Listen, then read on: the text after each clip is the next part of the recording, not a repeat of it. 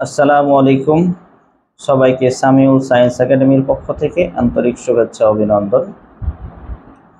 আজকের ক্লাসের বিষয়বস্তু এইচএসসি জুওলজি চ্যাপ্টার 11 পার্ট 3 জীব প্রযুক্তির অবদান এবং গুরুত্ব।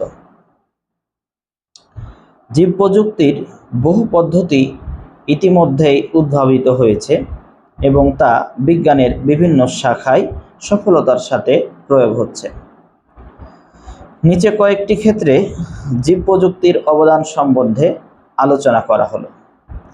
জিন প্রযুক্তি, উদ্ভিদ ও প্রাণীদেহে ভাইরাস জীবাণু শনাক্তকরণ। 2. বিভিন্ন প্রকার জিনগত ব্যাধি শনাক্তকরণ ও রোগ নিরাময়। 3. প্রাণঘাতী অণুজীব ব্যবহার করে জীবাণু অস্ত্র হিসাবে দেশের প্রতিরক্ষা কাজে ব্যবহার করা। 4. বিভিন্ন টিউমার কোষকে নিশ্চিত করতে নির্দিষ্ট অ্যান্টিবডি উৎপাদন ও সঠিক স্থানে প্রেরণ। এনজাইম প্রযুক্তি, উন্নত মানের এনজাইম উৎপাদন এবং প্রয়োজনীয় দ্রব্য উৎপাদনে এনজাইমের ব্যবহার। 2. প্রাকৃতিক প্রোটিনের চেয়ে উন্নত পেপটাইড, নির্দিষ্ট ঔষধ, সঞ্চয় প্রোটিন প্রভৃতি জৈব যৌগের উৎপাদন। কৃষিক্ষেত্রে টিস্যু কালচার প্রযুক্তির মাধ্যমে সমগুণধর্মী অসংখ্য অণুকালচার সৃষ্টি। 2. আগাছা ও কীটপতঙ্গ প্রতিরোধী জাত উদ্ভাবন। 3. পীড়ন প্রতিরোধী যেমন লবণাক্ততা, বন্যা, প্রখর তাপ জাত সৃষ্টি। 4. জননাশ্রয়ী জাতগুলোর মধ্যে দৈহিক সংকরায়ন। 5. অধিক সালোক সংশ্লেষণকারী ও অধিক পরিমাণ নাইট্রোজেন সংবন্ধনকারী উদ্ভিদ সৃষ্টি। 6. অধিক প্রোটিন, ভিটামিন ও লৌহ সমন্বিত ফসলের গুণগত মান উন্নয়ন। 7. জীবাণু সার তৈরি ও তার ব্যবহার।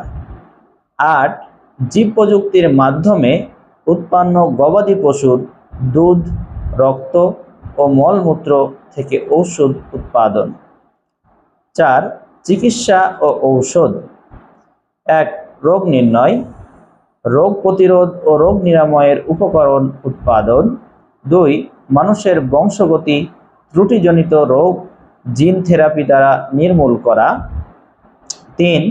বায়োফার্মিংয়ের মাধ্যমে অন্য উদ্ভিদ বা প্রাণী দেহে জিন স্থানান্তর করে মানুষের প্রয়োজনীয় শর্করা, protein, alkaloid, hormone, enzyme, antigen, antibody উৎপাদন।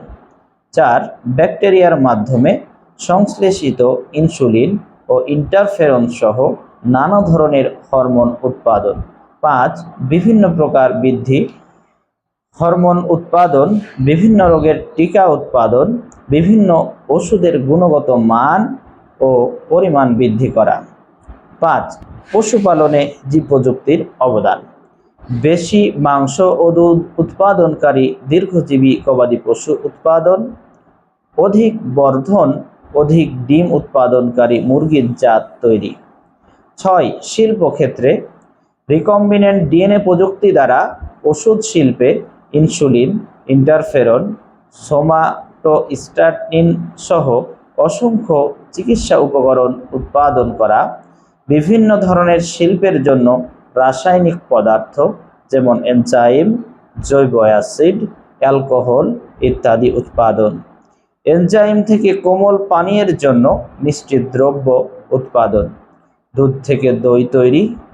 ব্যাসিলাস ও অন্যান্য ব্যাকটেরিয়া থেকে অ্যামিনো অ্যাসিড উৎপন্ন। 6.